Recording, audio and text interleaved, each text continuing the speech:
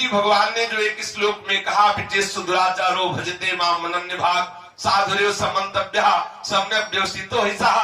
अगर कोई दुराचारी से दुराचारी भी अनन्य भक्त होकर मेरा भजन करता है तो उसको साधु ही मानना चाहिए, कारण कि उसने निश्चय बहुत अच्छी तरह से कर लिया है कि अब मेरे जो कुछ भी है श्री कृष्ण ही है।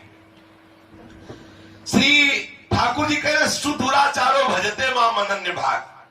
जो सुष्ट दुराचारी, सांगोपांग दुराचारी, दुराचार करने में कोई कमी नहीं रखता, सांगोपांग जैसे उपासना ऐसे सांगोपांग दुराचारी, तो दुराचार का अंग उपांग सहित आराधन करने वाला दुराचारी, ऐसा दुराचारी, और वो अनन्य भाग होकर मेरे भजन में लग जाए तो निश्चित वो महात्मा हो जाता है, उसका उद्धार हो जाता है।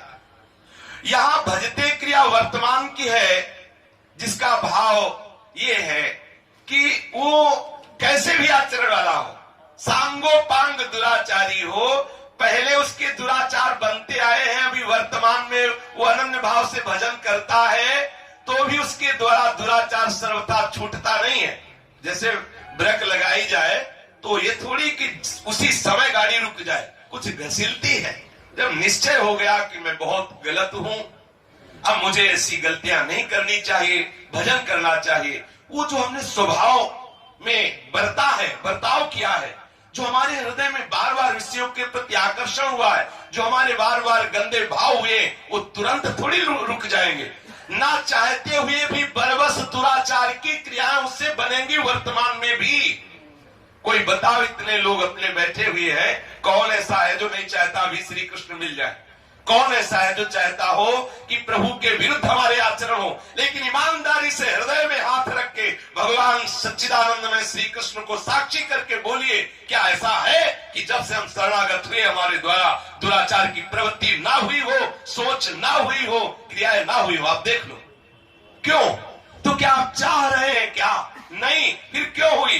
बस वो घसीलती जा रही गाड़ी, अब वो ब्रेक तो लग चुकी। जैसे एक बड़ा वृक्ष है और वो आंधी में जड़ से उखड़ जाए तो उखड़ जाने पर भी महीनों हरा दिखाई देता है, यद्यपि उसका जड़ से संबंध नहीं रह गया पृथ्वी से, फिर भी वो हरा भरा दिखाई देता है। ऐसे ही यद्यपि हमारा वासनाओं से संबंध नहीं रह गया है, वर्तमान में क्रियाएं होती रहती हैं, पर उसे अनन्य भाव वाला भक्त ही माना जाएगा, क्योंकि वो दुराचार परायण रहा है, अब भगवत परायण हो गया है, पर स्वभाव संस्कार वश से दुराचार में ही क्रियाएं हो रही हैं।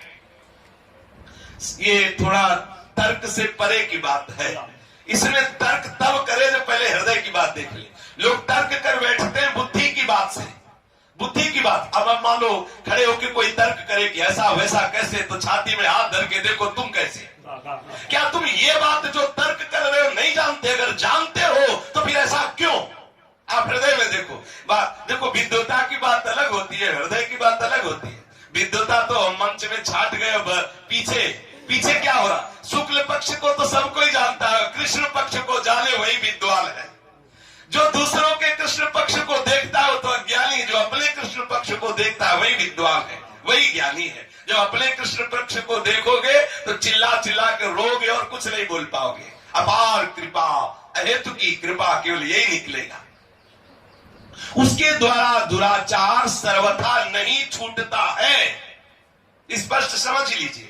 उसके द्वारा दुराचार सर्वथा नहीं छूटता है।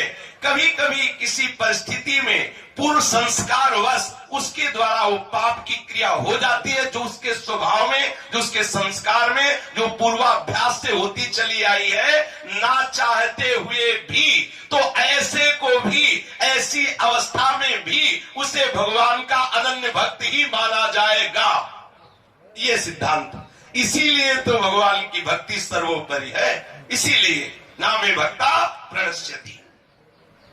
कारण अब उसका लक्ष्य, उसका ध्येय अन्य का नहीं रहा। उसका लक्ष्य धन संपत्ति, आदर सत्कार, सुख आराम आदि प्राप्त करने का नहीं। अब उसका एकमात्र लक्ष्य है मुझे श्री कृष्ण मिले। पर क्या करे? जन्म जन्मांतरों का संस्कार, भोगों का संस्कार, वासना उसको जबरदस्ती खींच के बलात् वैसी क्रिया करा देती है, तो उसको अभक्त नहीं कहा जाएगा, उसको प्रभु का अनन्य भक्त ही कहा जाएगा। इसी बात को श्री ध्रुवदास जी ने भजन सत लीला में कहा है, यद्यपि भक्त अनन्य जो विषय इंद्रियन बस होए, कर्मठ कोट जितेंद्रियन ते समलायन को। उस भक्त की बराबरी करोड़ों जितेंद्रिय कर्मकांडी नहीं हो सकते, क्योंकि जितेंद्रिय कर्मकांडी को अपने कर्मों पर विश्वास है, कर्मों का भरोसा है, और जितेंद्रिय को अपनी जितेंद्रियता का भरोसा है, लेकिन उसको श्री कृष्ण का भरोसा है। ये खास बात, उस भक्त को अपने आचरण का भरोसा नहीं, क्योंकि जान राम कैसे आचरण के रहे हैं और कैसा आचरण वर्तमान में भी है, उसे प्रभु का भरोसा है। और जिसको प्रभु का भरोसा है उसके लिए क्या दुर्लभ रह गया, उसके लिए दुर्लभ क्या है? ये तो सर्वाणि कर्माणि मयि सन्न्यस्य मत्पराः, उसके लिए प्रभु कहते हैं तेषाम् अहं समुद्धर्ता नृत्य संसार सागरात् भवामि न चिरात् पार्थ मय्या विसिच्चित् सा। यहाँ शंका ये होती है कि ऐसा दुराचारी अनन्य भाव से श्री हरि के भजन में कैसे लग सकता है? उसके लगने में कोई कारण हो सकता है। हाँ, एक तो वो कि किसी आफत में पड़ जाए ऐसा दुराचारी, और उसको कहीं किंचन मात्र कोई सहारा न मिले, ऐसी अवस्था में अचानक उसको कहीं सुनी हुई ये बात याद आ जाए कि जब कोई सहायक नहीं होता तो श्री हरि सहायता करते हैं, श्री कृष्ण सहायता करते हैं, और वो दुराचारी उसी समय हृदय से पुकार उठे, हे श्री कृष्ण मैं आपकी शरण में हूं। देखो, यद्यपि वो भगत नहीं है, इतना बुरा आचरण करता, फंस गया ऐसी विपत्ति में, अब तो क्या करे? तो कभी उसने सुन रखा है, किसी हृदय के कोने में बात उसके है कि जब कोई सहारा नहीं देता तो श्री भगवान सहारा देते हैं। वो पुकार उठा, हे श्री कृष्ण हमारी रक्षा करो, बस प्रभु से अपना परम भक्त मानते हैं।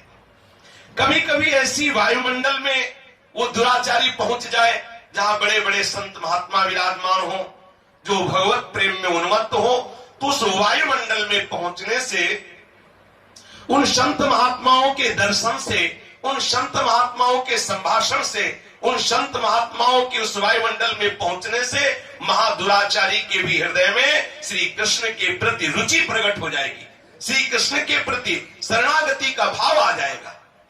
जैसे वाल्मीकि जी, अजामिल जी, सदन कसाई आदि ये बड़े बड़े पापाचरण से जो युक्त है, ये संतों के संग से भक्त बन गए। कोई यदि ऐसी कथा सुन ले कि वाल्मीकि जी ऐसे थे, सदन कसाई जी ऐसे, अजामिल जी ऐसे, और उनके ऊपर भगवान की कृपा हुई, तो हमारे ऊपर भी हो सकती है, और वो दुराचारी ऐसा सुनकर भगवान की शरण में आवे तो भगवान उसे साधु बना लेते हैं, उसे अपना भक्त बना लेते हैं। या कोई प्राणी ऐसी आफत में आ जाए जहां उसके बचने की कोई संभावना हो ना हो, पर वो बच गया, और उस बचने में वो देखे कि मुझे सिर्फ भगवान ने बचाया। ऐसी घटनाएं आती हैं संतों के जीवन में, वो ऐसी घटनाओं में फिर महान साधु बन जाते हैं।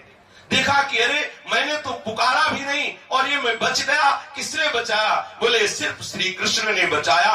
बस उसके हृदय में भावधारा बहने लगती है प्रभु के प्रति, वो ऐसा विलक्षण भक्त बन जाता है कि भगवान को बहुत प्यारा हो जाता है। किसी संत के दर्शन से पतंग करने वाले दुष्कर्मों से घृणा हो जाए, कोई संत उसे फटकार दे, कोई संत उसे डांट लगा दे, कोई संत के किसी क्रोधावेश का शिकार बन जाए, जैसे नलकुबर मणिग्रीव श्री नारद जी के जा तेरा, उसका भयभीत होकर भगवान के चरणों में शरण में लग जाए।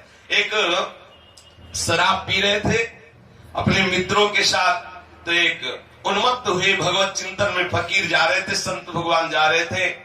उन्होंने कहा आओ बाबा पी लो आके, कहा मारे मारे घूम रहे हो? वो तो शराब ही पी रहा था। बोले पी ले 7 दिन में मरेगा, तो 7 दिन में मरेगा। इतना उसे श्रद्धा थी कि संत जो बोलते हो सत्य हो जाता है। इतना कितना भी वो आसुरी प्रवृत्ति का हो, उसमें कोई ना कोई दैवी संपदा रहती है, और कितना भी दैवी संपदा वाला हो उसे ये नहीं मानना चाहिए कि मेरे अंदर आसुरी संपदा कहीं न कहीं बनी ही रहती है। अगर ये माना मेरे अंदर आसुरी संपदा नहीं तो यही है आसुरी संपदा। अगर ये आप मान रहे हैं कि मेरे अंदर आसुरी संपदा नहीं है तो ये भी आसुरी संपदा का ही लक्षण है, क्योंकि जरा सा माना कि मेरे अंदर अहंकार नहीं तो ये भी तो अहंकार की वृत्ति है। जैसे कोई कितना भी पापी क्यों ना हो, उसके अंदर एक न एक वृत्ति पुण्य की रहती है, कोई कितना बड़ा पुण्यात्मा, क्योंकि सुमति कुमति सबके उर रहा है, सबके हृदय में सुमति कुमति रहती है। उसके हृदय में इतनी श्रद्धा थी कि संत महात्मा जो बोल देते हो जाता है। और वो गिलास शराब का वहीं ढीला पड़ गया। महात्मा जी तो चले, वो बात बैठ गई। शायद उसके चिंतन से न बैठी होगी तो संत के संकल्प से बैठ गई होगी कि कैसा जीवन नष्ट कर रहा है मदिरा पान करके, उन्मत्त हो करके। वो दिमाग में बार बार चक्कर लगाने लगी बात, 7 दिन में मर जाए। संत तो जो बोलते हैं सत्य होता है, 7 दिन में मृत्यु हो जाएगी। शाम तक तो ऐसा चिंतन बैठा कि नशा तो उतर गया, दूसरा नशा चढ़ गया। जब मरी जाना है तो रात से शराब क्यों पिए, दूसरे दिन शराब नहीं पी। जब मर जाना है तो परिवार वाले किस काम में आएंगे, दूसरे दिन परिवार से मिलना बंद, तीसरे दिन भोजन पानी बंद। अब क्या करें, उसको भगवत चरणारविंद की याद आई। भगवान अब आप हमें बचा सकते हो, क्योंकि मैं बहुत पापी हूँ, दुराचार करने वाला, शराब पीने वाला। हे हरि क्या करूं, बस श्री हरि श्री हरि श्री हरि श्री हरि। 4 दिन और बीते, 7वां दिन पूर्ण तन्मय, न खाना न पीना न बोलना न मिलना। महात्मा जी ने ध्यान के द्वारा देखा, बोले काम हो गया। लौट के आए 7वें दिन, ज्यों ही समीप पहुंचे, आंख मुदे बस श्री हरि श्री हरि श्री हरि। महात्मा जी ने स्पर्श किया, उठ, आंख खुला। बोले पिलाएगा? अरे बोले बाबा ये बताओ, तुम कह रहे थे 7 दिन में मर जाओगे, तो कितने क्षण बाद मरना है? बोले अब तुम अमर हो गए। हमने जिसको कहा था मर जाओगे वो मर गई, जिस शराब में तुम बोल रहे थे वो मर गई। बेटा, जो भगवत चरणारविंद का आश्रय ले लेता है, जो भगवान नाम का आश्रय ले लेता है, वो अमर हो जाता है। उसी दिन से वो साधु बन गया, उसी दिन से उसके हृदय में भक्ति। यदि किसी संत महात्मा का दर्शन हो जाए, कोई संत महात्मा उससे क्रोधित हो जाए, कोई संत महात्मा डांट फटकार लगा दे, उसकी दृष्टि में चढ़ जाए, तो भी वो दुराचारी महात्मा बन सकता है। वर्तमान में भी दुराचार करने वाला यदि भगवत चरणारविंद का आश्रित है, तो भगवान कृपा करके उसे साधु बना देते। शेष चर्चा आगे। श्री राधा वल्लभ लाल